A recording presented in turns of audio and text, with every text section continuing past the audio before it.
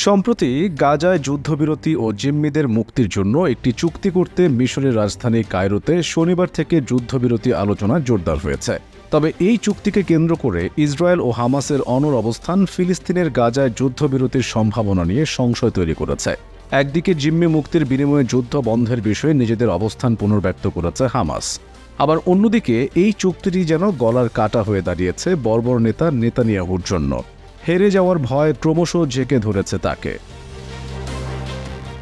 বর্বর ইসরায়েলি প্রধানমন্ত্রী বেনিয়ামিন নেতানিয়াহুর মূল ভয় হল হামাস ইসরায়েলের মধ্যে চলমান যুদ্ধ এখনই শেষ হলে গাজার দখল নেবে ফিলিস্তিনের মুক্তিকামী সংগঠনটি।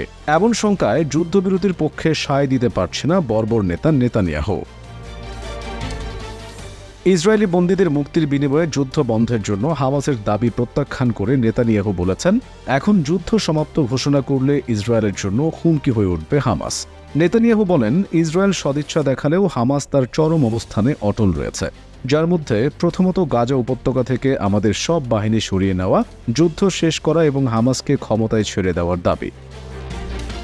এর আগে হামাস অভিযোগ করেছে ইসরায়েলের প্রধানমন্ত্রী বেনিয়ামিন নেতানিয়াহু ব্যক্তিগতভাবে যুদ্ধবিরতির চুক্তিতে বাধা দিচ্ছেন।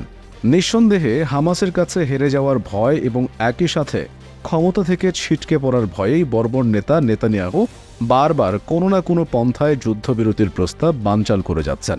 কিন্তু এইভাবে আর কতদিন? তবে এটা ঠিক যে বিশ্বের সিংহভাগ মানুষের প্রতিবাদের চাপ শেষ পর্যন্ত বজায় থাকলে যুদ্ধবিরতির প্রস্তাব বাধ্যতামূলকভাবে মেনে নিতে হবে নেতানিয়াহুকে। ইতোমধ্যে যুদ্ধবিরতি চুক্তি কার্যকর করতে ইসরায়েলেও চলছে সরকার বিরোধী বিক্ষোভ। চুক্তি কার্যকর ও জিম্মিদের ফিরিয়ে আনতে নেতানিয়াহু প্রশাসনকে প্রবল চাপ দিচ্ছেন তারা।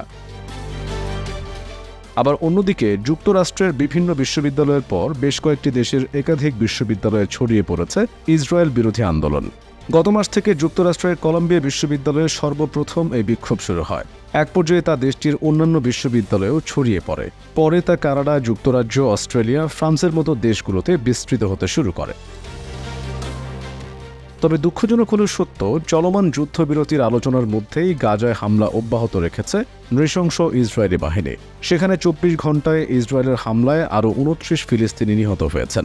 5 মে রোববার গাজার স্বাস্থ্য মন্ত্রণালয় এ তথ্য জানিয়েছে।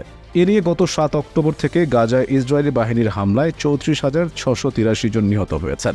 আহত হয়েছেন 78,018 জন ফিলিস্তিনি।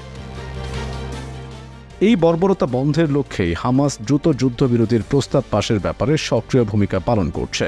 এছাড়া মধ্যস্থতাকারী দেশগুলোও চেষ্টা চালিয়ে যাচ্ছে যেন দুই পক্ষই এই প্রস্তাবের পক্ষে মত দেয়।